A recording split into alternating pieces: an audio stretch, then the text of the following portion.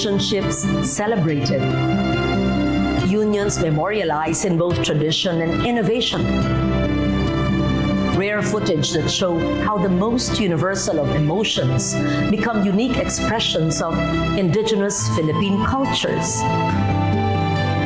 From coy flirtations and dance to charming spoken love letters. From symbol.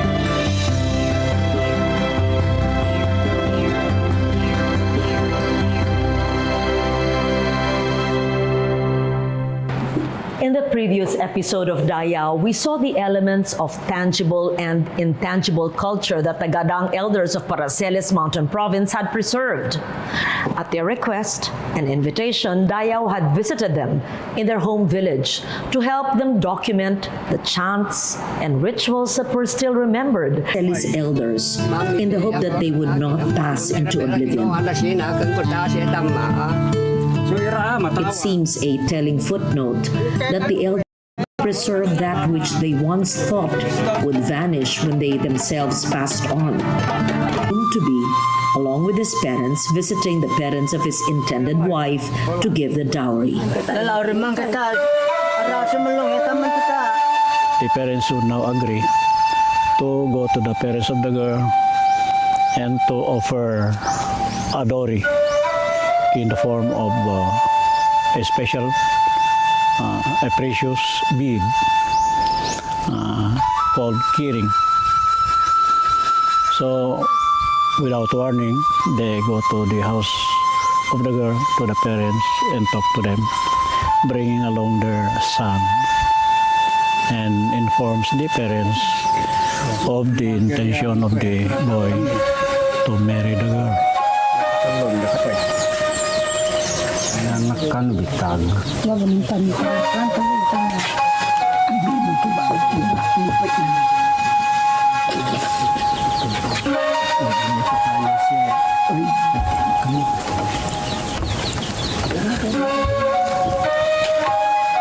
But since the parents are not yet sure if their daughter feels the same, they would bargain that the walang could be left there, but it does not mean to say that the offer is already accepted. Bakit talawan di yo de rumba do pa yo de tangke awatan niya de tangke na naman yo The parents of the girl would advise the parents of the boy to come back anytime sooner or later when they will find out that their daughter Pabal. And during the conversation, of course, they will be received by the host parents. After sipping some wine, they start talking. Of course, remembering that there was already dowry left earlier, this will be asked to be brought out for examination if it is a good one or not. Good in the sense that baka may defect or it is too small, because they can determine whether the bead is something like alive or dead. If something is wrong, they might ask for a replacement. Another is additional. And then also they would ask for another kind of bead, but not more than 3.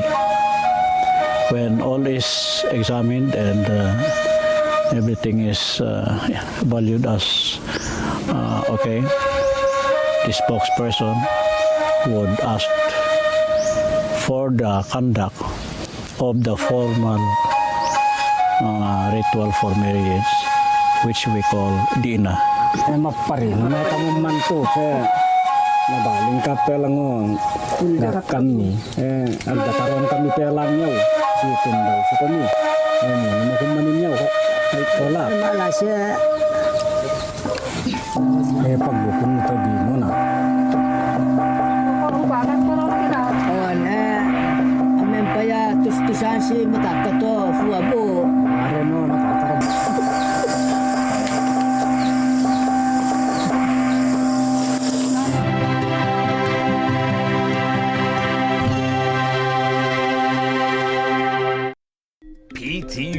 Consumer Watch, bantay presyo sa...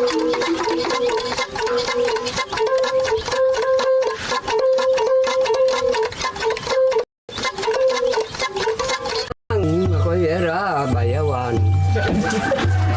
Di adeng ya.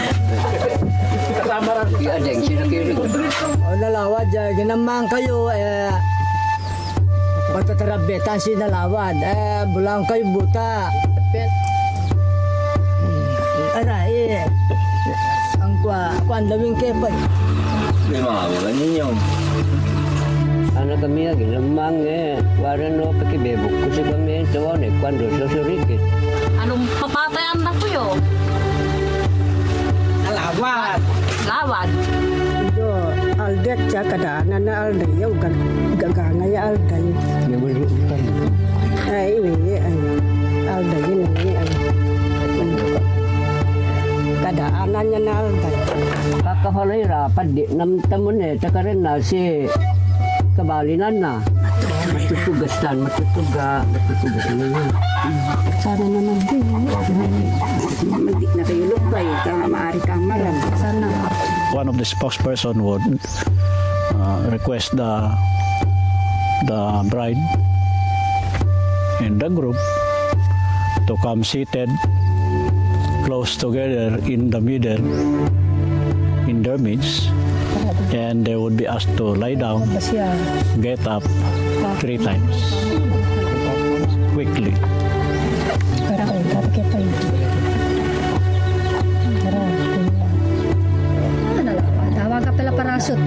The reason for doing this quickly is to avoid hearing bad omen, seeing bad omen. At the third rice, the host would offer cooked rice to the boy, and the boy would pick some and eat it quickly also. After that, the spokesperson or the solemnizers this time would pronounce that marriage is done. Iyo ya nabali ni no pa din awan ni pa para panado wala kana kaya maghintay ka kamanay kwan papisilan niyo apin nabali ni atawera Then announce the conduct of a celebration. Before the celebration, there will be instruction that the boy will stay behind when the parents get back home, and that they would not leave the house. They will stay inside the house for 3 days. One day, after the third day, the groom to go ahead to the house of his parents, because they would be following the next day. For the marriage closure, we call pisil.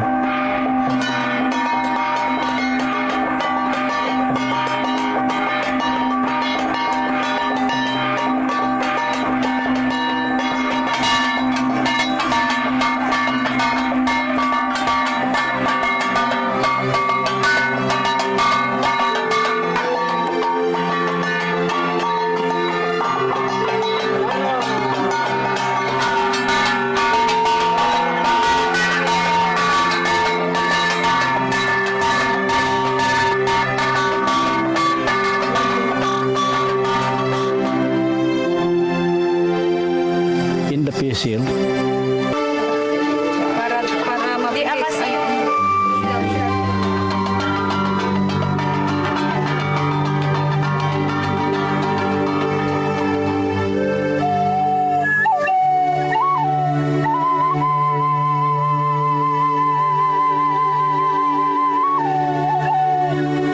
And then the following morning,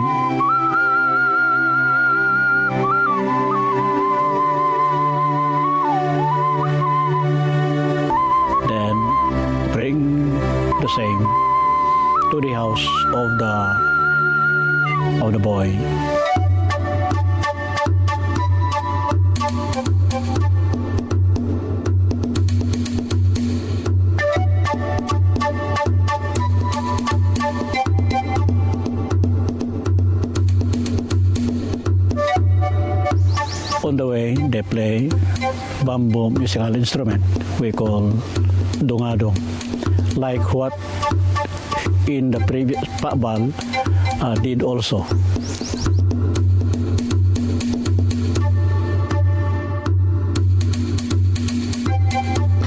Kayo kapalang, kakapalay. Hira, mga magkakalan. Kaya na, mapasyan. Dalam niya.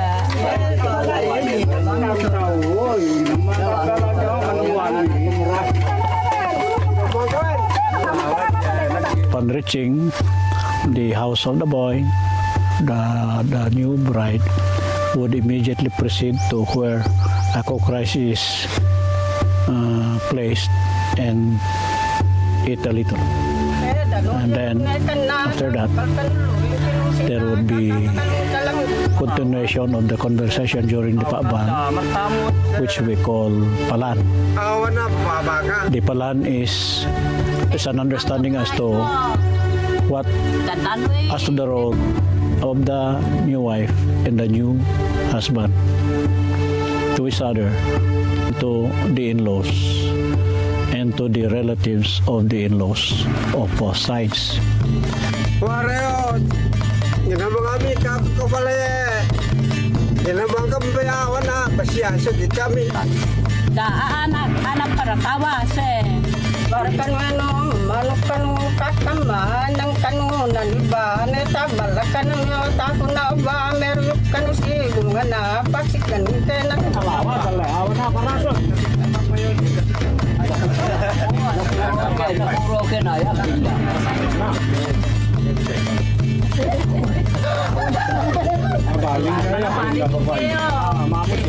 Tupat kami na lang gatap. Manontak kayo kapay. Inopela manalip. Dausin na ni Pepek. Metofan na.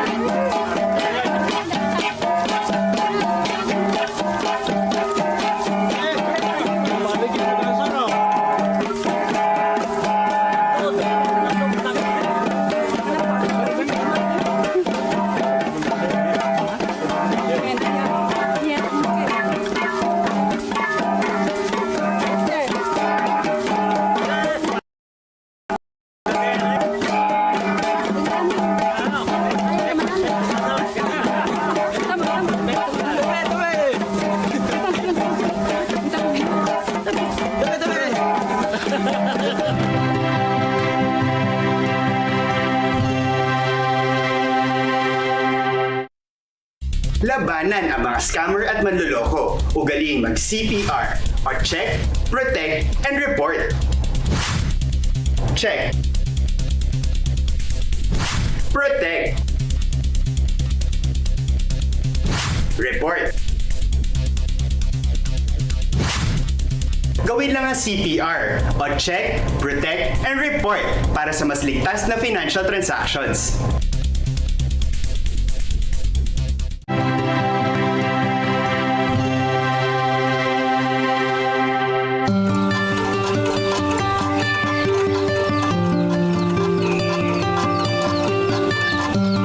Music is another intangible heritage that marks weddings and all other important rituals.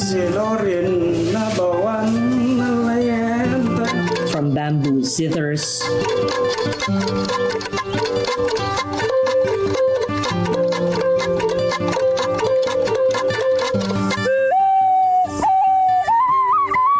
to bamboo flutes,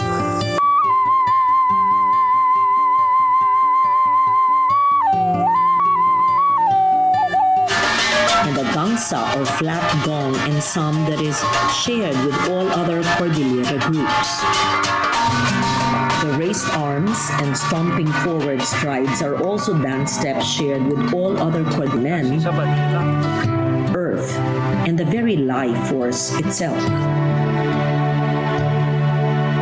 After the series of reenactments, the elders seemed satisfied that their work had been done. At this time, it has become our program in our organization.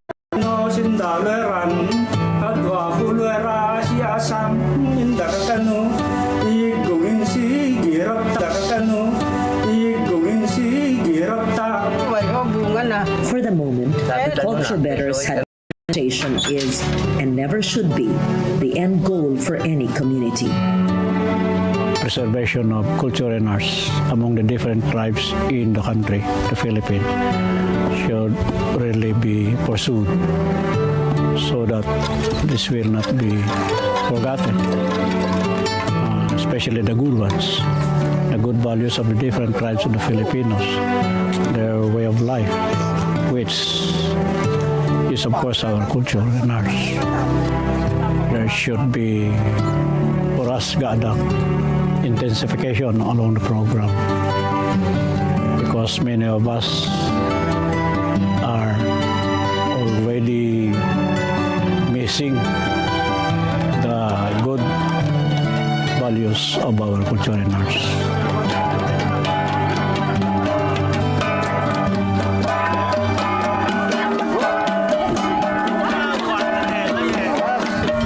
From the mountains of Paracelis, Dayaw takes you to Lake Cebu, to the Tiboli who invited us to document an actual wedding, where heirloom tinalak cloth serves as both dowry and protective screen, symbolic of a bride's sanctity, where dance, music, and chant come together, and the energy of both old and new meld to create living examples of Dayaw, our knowledge, our pride.